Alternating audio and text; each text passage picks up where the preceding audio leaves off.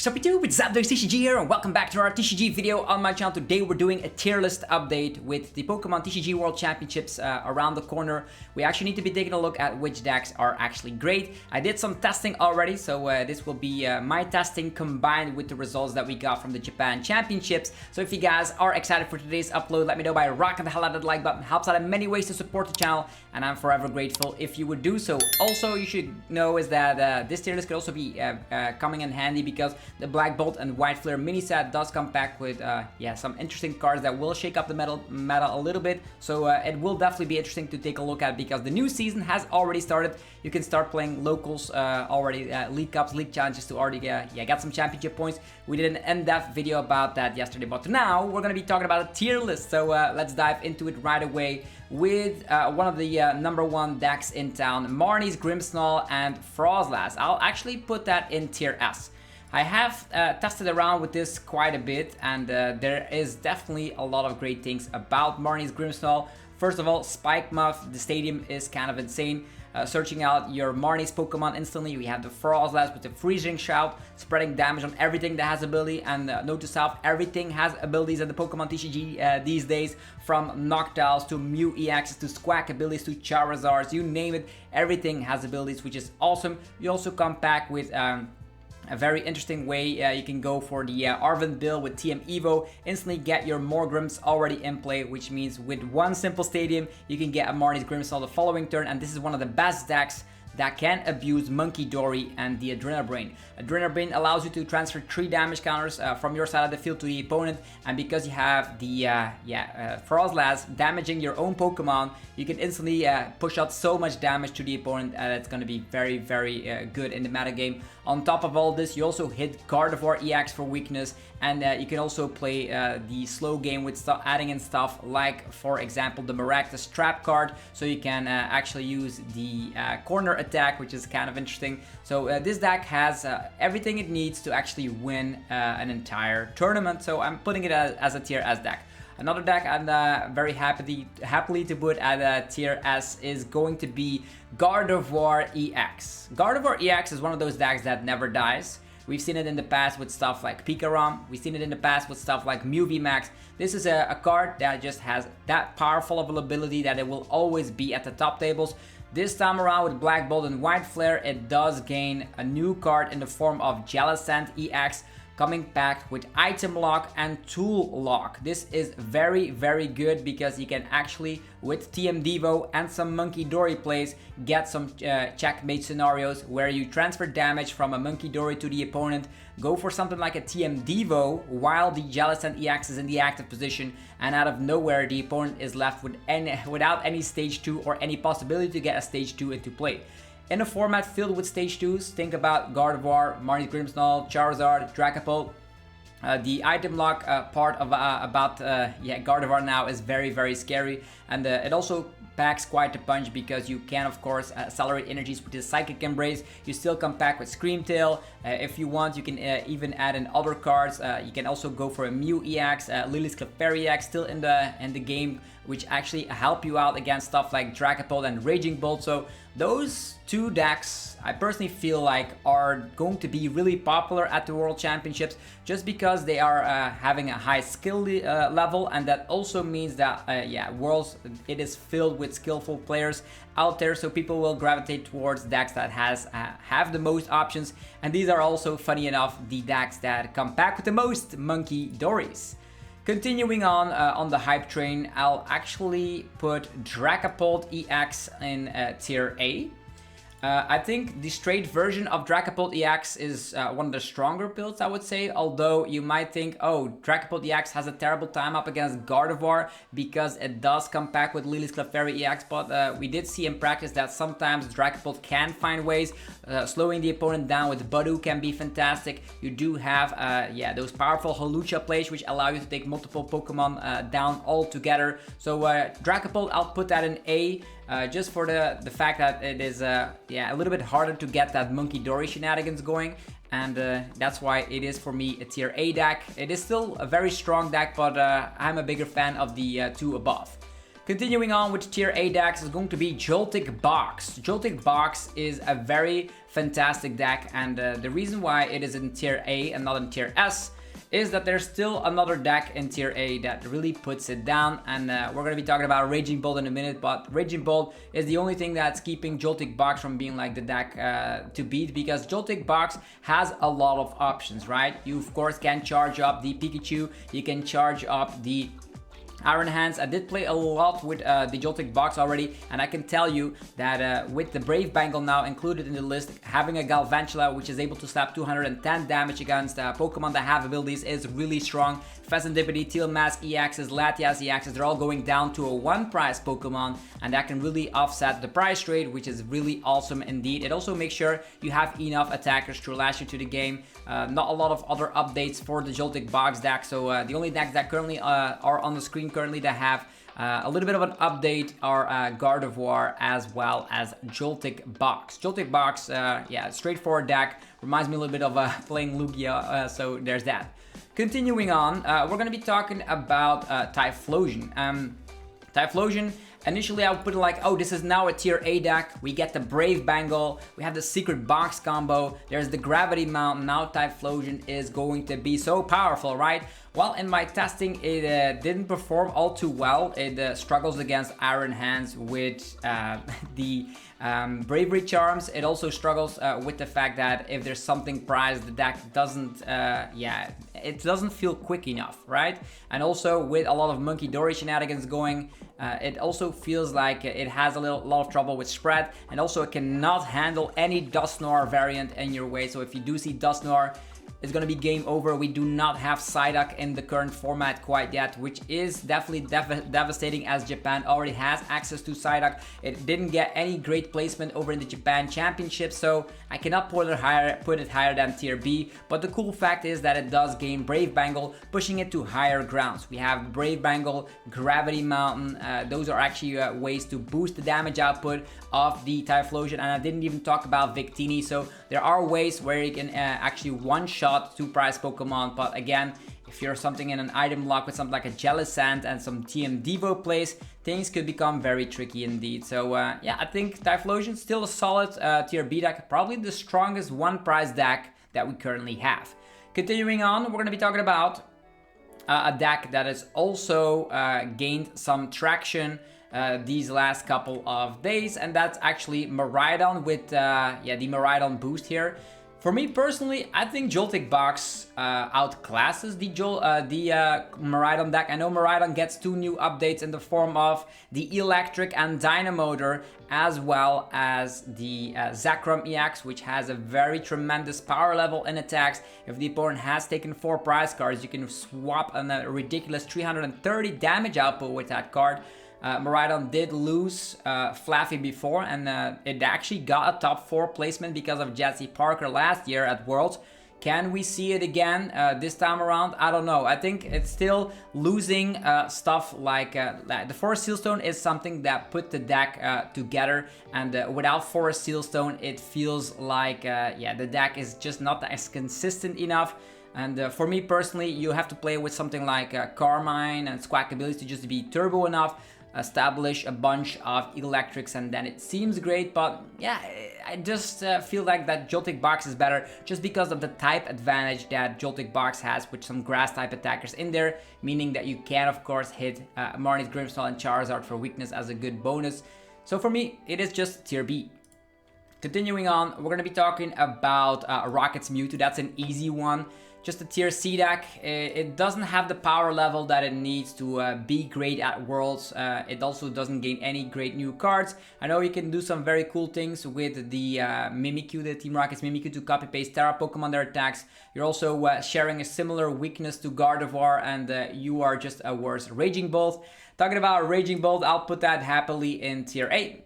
Raging Bolt is one of those decks that always is around, very easy to play, whether you're playing the straightforward version with Pokegears, or you're going to be playing the version with the Noctiles. I think personally, playing it with Noctiles feels safer, although Team Rocket's hideout, or actually Team Rocket's Watchtower, is still in the format, meaning that you could get crippled by that stadium in combination with an unfair stamp or an Iono. I know that that stadium is part of the arsenal that Charizard uses. Sometimes Dragapult has it in the deck as well, so there are definitely some things to think about when playing a Noctowl based engine, but Raging Bolt definitely has the job to take it all down. We did see it take down Japan Championships 2025, so there's definitely something about Raging Bolt. Teal Dance, Professor Sala's Vitality, and boom, he can blow everything out of the water. Lily's Clefairy is still part of the meta game, and your Gardevoir matchup is one of the worst out there. They now actually come back with Shaman, which means your baby Raging Bolt, which usually snipes around,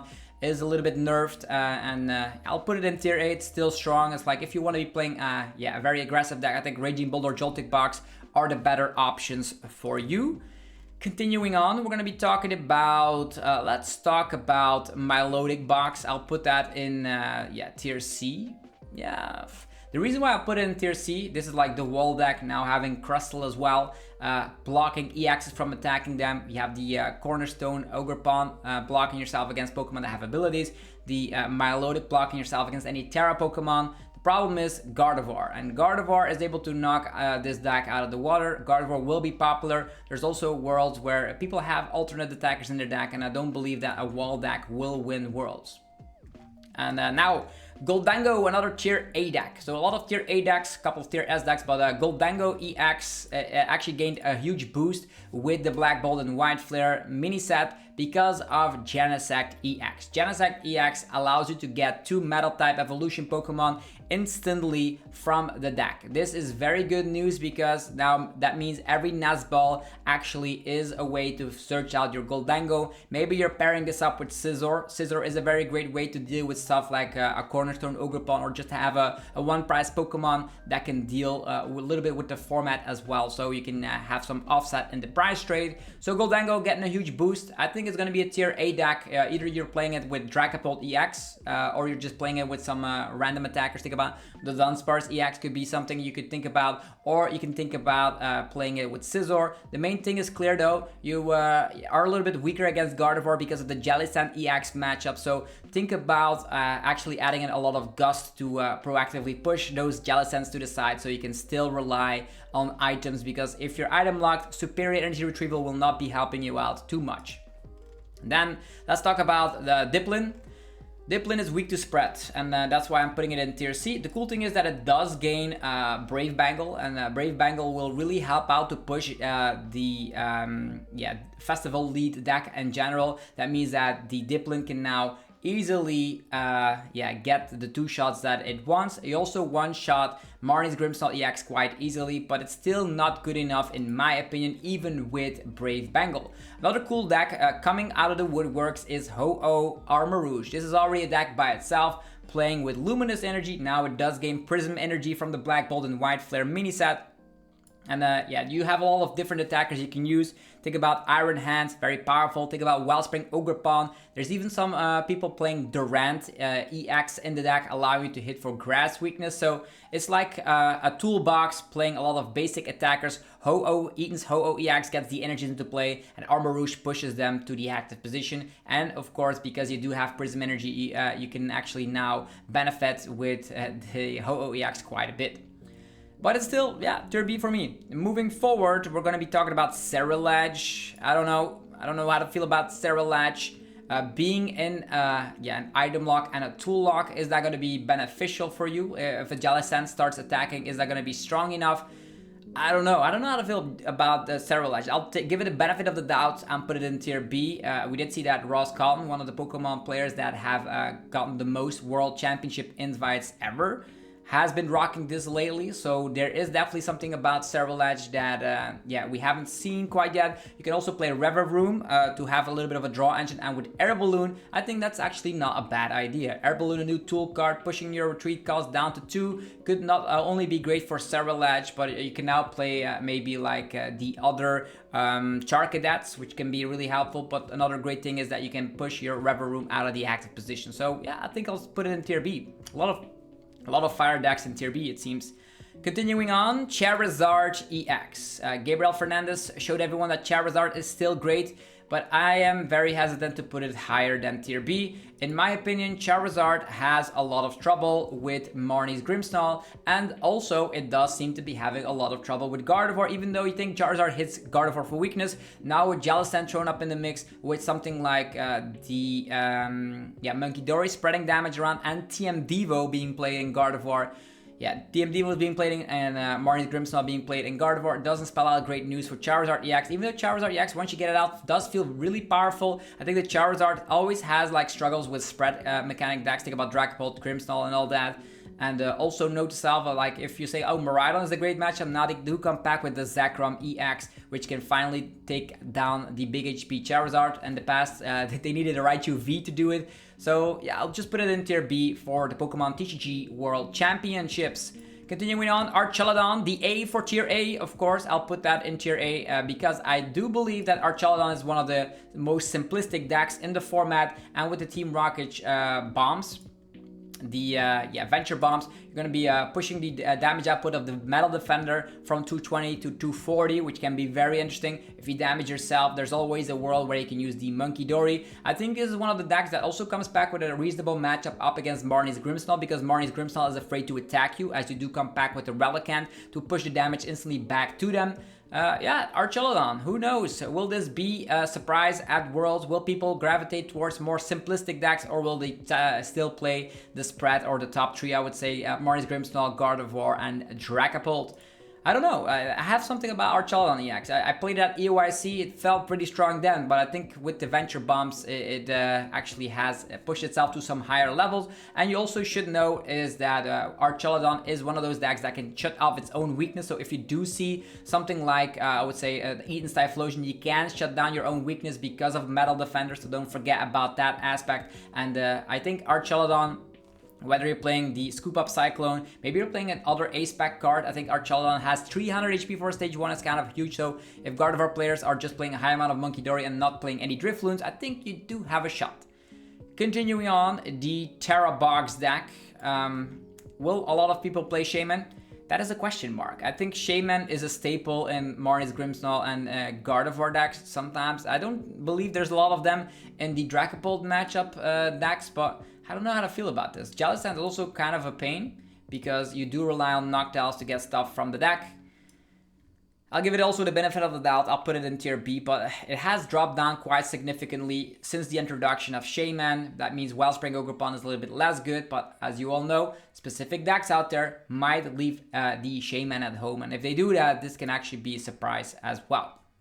Yanmega, the Dunsparce, I'll put that in tier C. This actually popped up a little bit during the Destined Rivals format, but it also had like, it's an interesting deck, right? Because Yanmega can get energies instantly from the deck, and then you can push into a Pokemon on the bench, for example, something like an Iron Hands EX, but it does feel like it is not fast enough in specific scenarios, because you are actually slapping damage that, like Marnie's Grimmsnarl, you can one-shot that, but you do also rely on a lot of Pokemon on the bench that have low HP, and the player that knows how Yanmega works can play around it. You can actually gust up the Pokemon that already has energies from the attack that it has used. Iron Hands seems interesting, but it's very hard to pull off in specific scenarios. And if you do have the capabilities to attack with Yanmega and push the energies to an Iron Hands, it could get gusted up. So yeah, I'll just put it in tier C. It has a great Grimmsnarl matchup though, so at least there's that. Talking about great Grimmsnarl matchup, Toedscruel EX.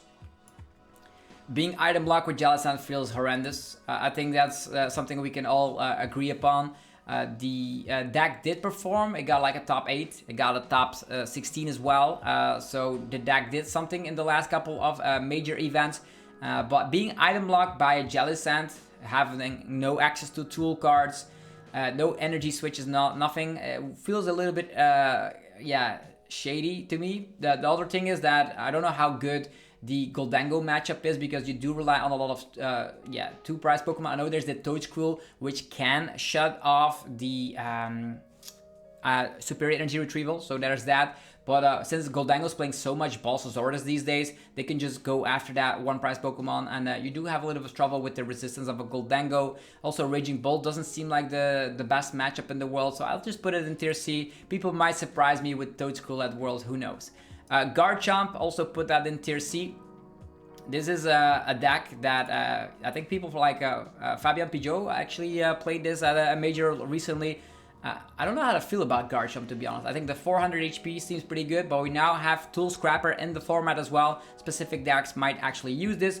Gholdengo gets a huge buff. Raging Bolt actually won the Japan Championships 2025, which means a lot of one-hit KO decks are in the format, so even having 400 HP is not the craziest thing anymore. So, I don't know, Garchomp, in theory, it has some great times against spread mechanic decks because you can respond with a Spiritomb, but there's still some one-shot threats in the format. Continuing on, let's talk about Dragapult with Charizard. I'll put that in tier B. I think it is way better playing the straight version of Dragapult over the Charizard with version because it feels more clunky. And also these are like more decks relying on more stage 2s, which means if you get item locked, Jellicent is around, Budu is around, it feels a little bit less good. Yeah, the straight Dragapult deck does come back with more room for stuff like Brock Skyling or Jacques and a lot of Dracloak, so it's probably better just to play the straight version. Or if you want to be playing Dragapult, either go for the straight version or go for the Dusknoir version. Also put that like group together, maybe a little bit lower up on the list, but Dusknoir is still a threat in the format because we don't have Psyduck. Blowing yourself up, yeah, slapping 30 damage counters wherever you feel like does feel pretty strong. Definitely combined with stuff like Phantom Dive. You Budu a couple of times until you swoop the opponent's entire field. I think the Dragapult deck, if you're seeing them at Worlds, they most likely are playing the straight version.